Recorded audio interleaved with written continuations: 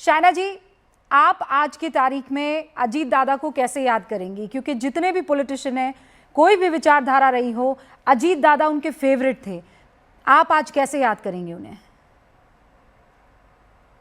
बेहतरीन एडमिनिस्ट्रेटर, एक एडमिनिस्ट्रेटर जो भारत और महाराष्ट्र के लिए लगातार काम करते रहे। आज के दिन भी आप देखें तो 6 बजे सुबह रूबिका जी वो उठ के समाज के जितने भी विभिन्न विभिन्न क्षेत्र के लोग जो कार्यकर्ता आए थे उनके घर पे 7:30 बजे तक उनका संवाद रहता था हर सुबह।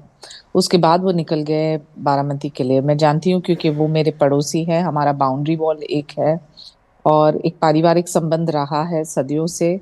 और पवार कुटुंब और मेरे पिताजी का भी संबंध रहा है, तो बहुत ही अफसोस होता है, ये दुख और शौक पूरे महाराष्ट्र में आज एक ट्रेमर बन के, क्योंकि उनका जो कार्यकाल था वो 50 साल था। ये छोटा समय नहीं है। ये 50 साल में वो वित्त मंत्री रहे, वो इरिगेशन मिनिस्टर रहे, वो डेप्यूटी सीएम रहे, और I think party politics aside. नहीं, बिल्कुल सही कह रही हैं। और आप बता रही हैं वो आपके पड़ोसी भी थे। एक राजनेता के तौर पर तो मैं सुबह से सुनते आ रही हूँ, पड़ोसी के तौर पर कुछ बताइए ना शायना जी, वो कैसे थे? How was he?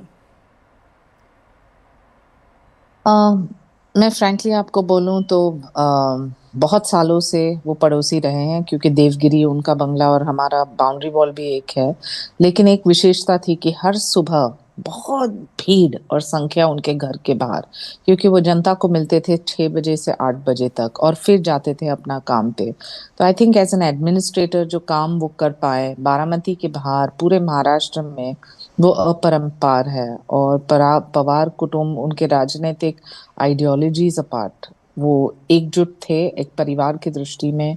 और सुनेत्रा वहिनी, पार्थ, जय, सभी से संवाद रहा है क्योंकि वो पड़ोसी थे। और मैं मानती हूँ कि ये दुख ना सिर्फ उनके कार्यकर्ता के लिए लेकिन महाराष्ट्र की पॉलिटिकल लेगेसी के लिए भी है एक, क्योंकि एक युवा नेता जिसका 50 साल लगातार काम करना ये कोई छोटी बात नहीं है।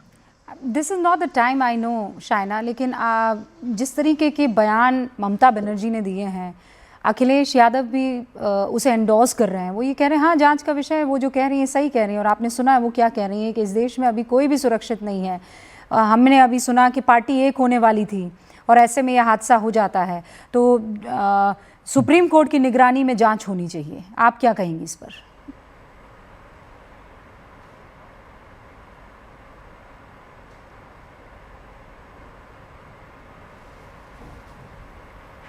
शायना जी,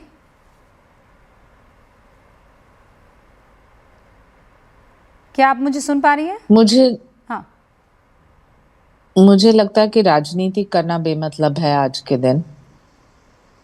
और जो लोग ऐसे बेबुनियादी आरोप लगा रहे हैं तो उनको सोच समझ के संवेदनशील रहना चाहिए। आपकी आखिरी बार अजीत जी से कब बात हुई थी?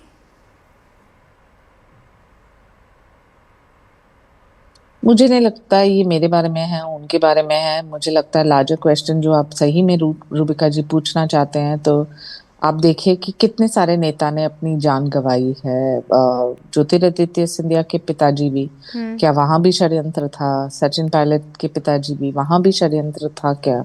पंकजा मुंडे के पिताजी गोपीनाथ मुंडे, या फिर हाल ही में विनय रूपानी और अभी अजीत दादा। तो मुझे नहीं विजय लगता है ये रूपाणी। बेबुनियादी आरोप लगाना चाहिए एक दूसरे के ऊपर और बोलना चाहिए।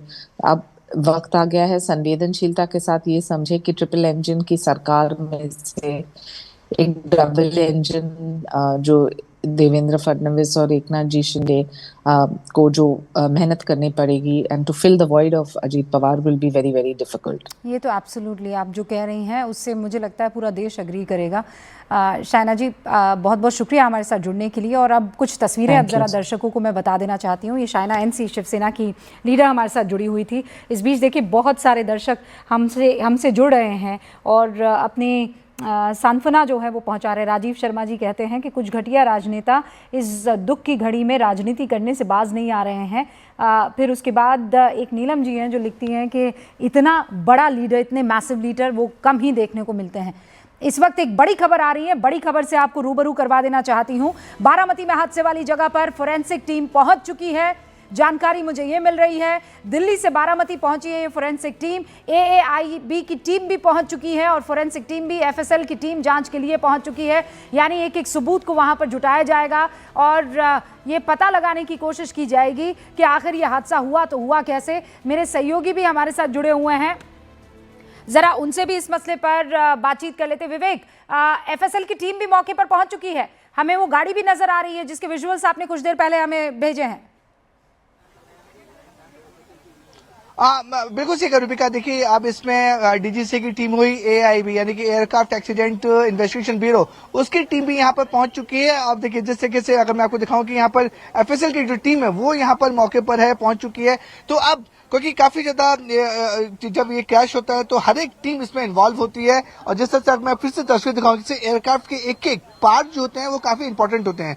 किस पार्ट में क्या खराबी आई होगी इसकी पूरी इन्वेस्टिगेशन होती है, इसलिए पूरे इलाके को कॉर्डन ऑफ किया गया है। देखिए आप, जो पुलिस ने कॉर्डन ऑफ किया हुआ है उसमें कोई भी बंदा, ना ही पुलिस वाले भी अंदर मौजूद हैं। अब सिर्फ और सिर्फ AIB जो DGCA के अंतर्गत आती है, DGC की टीम और फॉरेंसिक टीम, आप जिस यही लोकेशन टीम जो पर एजेंसीज हैं, है तो वो वहां पे जाएंगी, एकदम नए उसका एंगल से इन्वेस्टिगेशन ये करेंगे। तस्वीरें हमें दिखाई दे रही है विवेक, और पर्सपेक्टिव अब थोड़ा सा क्लियर हो रहा है। आप जहां खड़े हैं वो रनवे वाला हिस्सा है, राइट? और प्लेन जो है वो ऐसी जगह पर गिरा है जहां पर कंक्रीट रास्ता बना ही हुआ नहीं है, रनवे बना ही हुआ नहीं है। इसका मतलब ये या तो स्लिप कर गया या फिर ऊपर से ही हवा में कहीं पता नहीं लगा पाया, क्योंकि मैनुअल लैंडिंग करनी थी। एक बार दर्शकों को आप बता पाएंगे? देखिए रूबिका, बिल्कुल सही कहा आपने। देखिए ये जो एरिया है वो टेबल टॉप रनवॉक है। हाँ। अगर आम भाषा की समझाना चाहूँ, आम भाषा की लैंग्वेज में, तो देखिए सबसे पहले मैं अपने कैमरा राजेश को बोलूंगा वो इस साइड आए। हाँ। ये देखिए टेबल टॉप रनवे की शुरुआत जो है ये डेड एंड है, जो आप कैमरे पे देख रहे हैं वो टेबल टॉप रनवे वहां के डेड एंड है। हाँ। वहां से लैंडिंग होती है और किसी भी रनवे पर लैंडिंग जहां से शुरू होती है वहां पर आप टेक ऑफ नहीं कर सकते हैं, सिर्फ लैंडिंग ही होती है। टेक ऑफ जब रनवे वहां से खत्म हो जाता है वहां से टेक ऑफ होती है। ठीक है। अब देखिए ये जो हिस्सा है, जो रनवे का मेन हिस्सा है जहां पे मैं अभी जा रहा हूं, ये रनवे यहां से शुरू होता है। आप देख रहे हैं टेबल टॉप है, हम लोग कम से कम 120 या 100-150 फीट की ऊंचाई पर हैं। हाँ। और किसी भी ऊंचाई पर जब ये टेबल टॉप रनवे बनाया जाता है तो उसको रनवे बोलते हैं। ठीक है। मेरे पीछे अब देखिए बिल्कुल भीड़ हट गई है, अब आपको क्लियर व्यू मिल रहा होगा। मेरे पीछे देखिए ये रनवे है, पुलिस ने सारे क्राउड हटा दिया है। हाँ। हमारे दर्शकों को और आपको क्लीन व्यू मिल रहा है। देखिए ये रनवे है। हाँ। और सामने सीधे जाएंगे तो एयरपोर्ट जो है, जो टर्मिनल है वो शुरू हो जाएगा। आगे इसी तरह की स्ट्रिप, अगर मैं कैमरामैन को बोलूं कि देखिए ये 3 तरह की स्ट्रिप्स होती हैं। अभी तो यहाँ पे स्ट्रिप मिट चुकी है।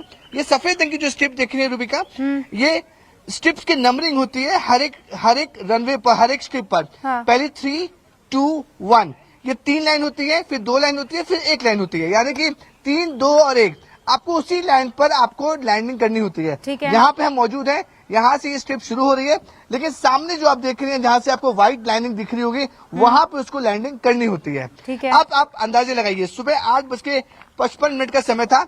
ये जो मेरे पीछे का हिस्सा है, यहाँ से ये लैंडिंग पॉइंट है, यहाँ पे लैंडिंग शुरू होती है। हाँ। यहाँ से। हाँ। और लैंडिंग करने के बाद ये सीधे एयरक्राफ्ट आगे की तरफ जाता है। हाँ। अब हम मौजूद हैं टेबल टॉप पर। हाँ। टेबल टॉप का मतलब होता है कि हम ऊंचाई पर हैं और आसपास हल्का सा माइनर, आपने अगर पायलट ने जजमेंट नहीं किया, एरर ऑफ जजमेंट रहा, तो कोई भी एयरक्राफ्ट होगा वो सीधे नीचे गिरेगा।